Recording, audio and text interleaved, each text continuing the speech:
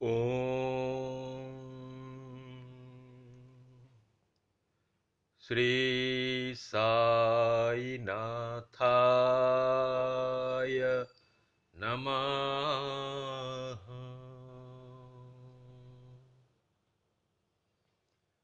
साई सच्चरिता अध्याय 6।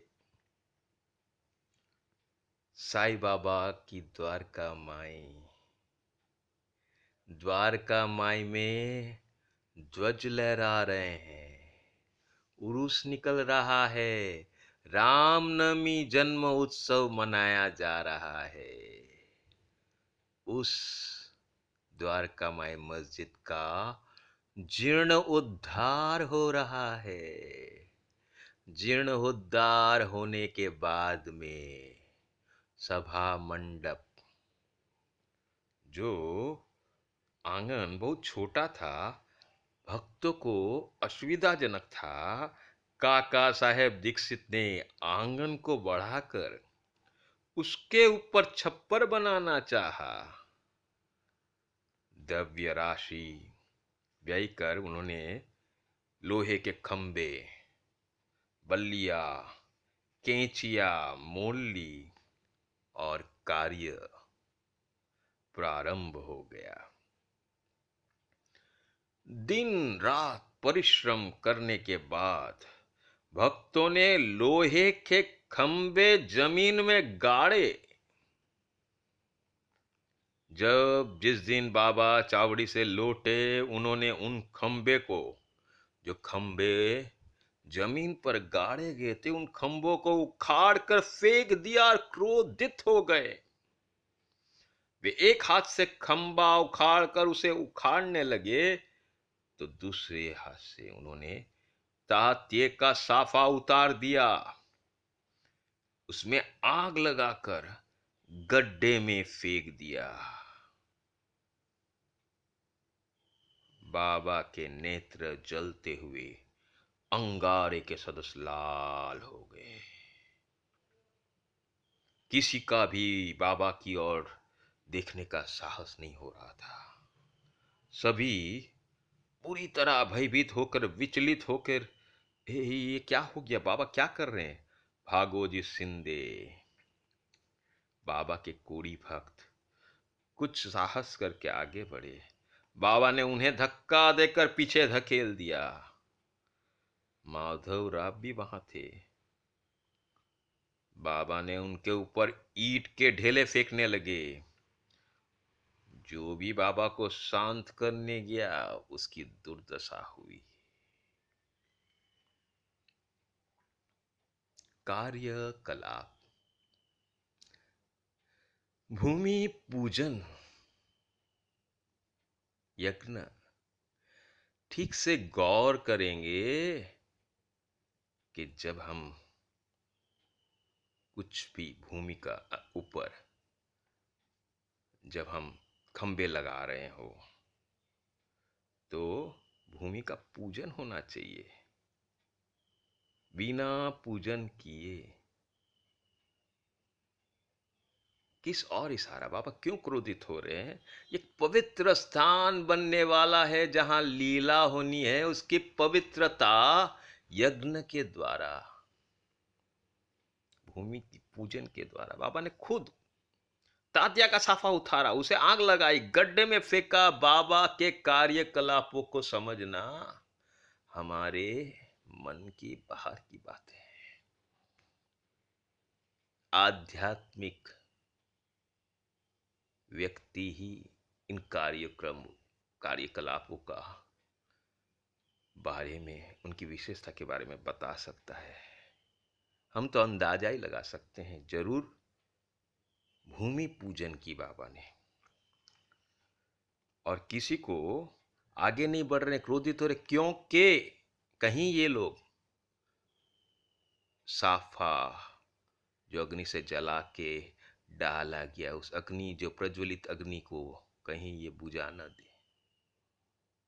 कुछ समय पश्चात क्रोध शांत होने के बाद बाबा ने एक दुकानदार को बुलाकर एक जरीदार फेटा खरीदा।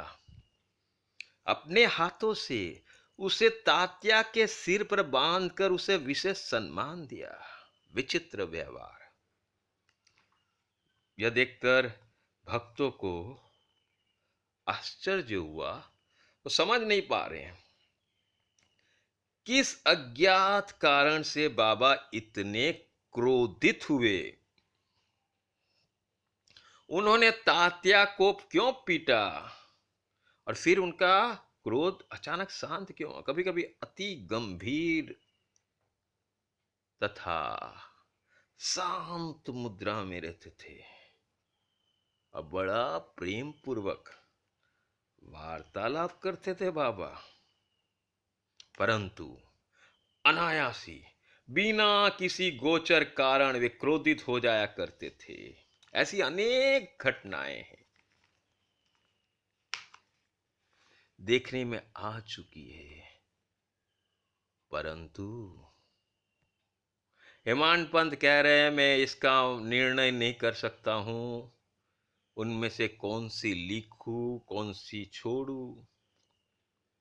जो जो मुझे को याद आ रहा है बाबा के कार्यकलाप, मैं उसका वर्णन कर रहा हूं।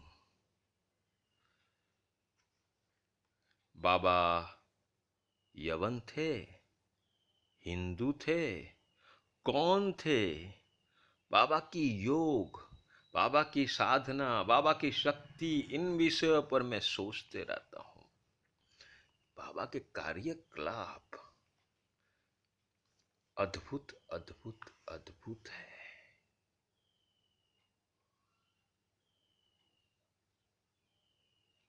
मेला लगा, भीड़ एकत्रित हो रही है। बाबा ने अपनी शक्ति से कईयों को मनोकामना पूर्ण की। असंभव को संभव बनाकर दिखाया।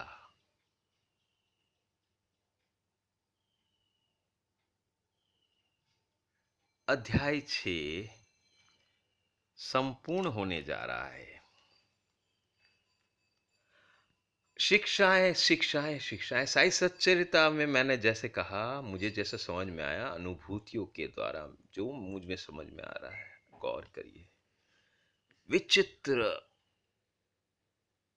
साईं बाबा के वचन, उन वचनों को लीला, ये दोनों मिलाएंगे तो वचन चरितार्थ हो रहे हैं।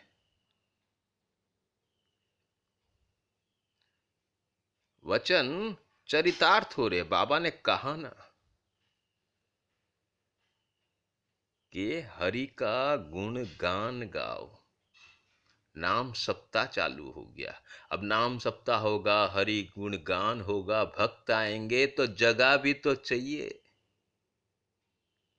सभा मंडप, सभा सभा यानी जहां सभी एकत्रित हो गए, वहां मिल बैठकर एक जगह जहां गुरु बैठे हुए हैं, गुरु के सानिध्य में। द्वारका माई में गुरु के सानिध्य में जब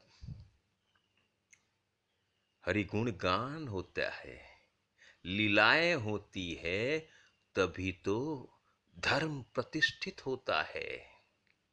इन लीलाओं के माध्यम से भगवान के वचन प्रतिष्ठित होते हैं। इसीलिए तो देखिए साई सच्चरिता में जब जब जो जो प्रयोजन है, तब तब वो हो रहा है। कार्यकलापों को एक अध्याय के साथ दूसरा, दूसरे के साथ तीसरा, तीसरे के साथ चौथा, चौथा पांचवा, हर एक अध्याय की शिक्षाओं को ठीक से वापस पीछे की ओर जाएंगे। पहला अध्याय अनुभव, अनुभूतियां। हेमांत पंत को अनुभव मिला, उन्हें प्रेरणा मिली मुझे साई सच्चरित्र लिखना है। दूसरा अध्याय बाबा के वचन के साथ हेमांड पंत को अनुमति। गुरु की आवश्यकता, फिर गुरु स्थान, फिर पादुका, ये सब एक से एक। गुरु स्थान, गुरु के बगैर तुम्हें पथ प्रदर्शन कौन करेगा? अब गुरु का महत्व गुरु के चरणों से है। गुरु चरण का मतलब गुरु के आचरण कार्यकलाप। अब गुरु ने कार्यकलाप प्रारंभ कर दिया है। एक एक अध्याय को, कड़ियों को जोड़ो, तब साई सच्चरिता का महत्व धर्म प्रतिष्ठान करना है।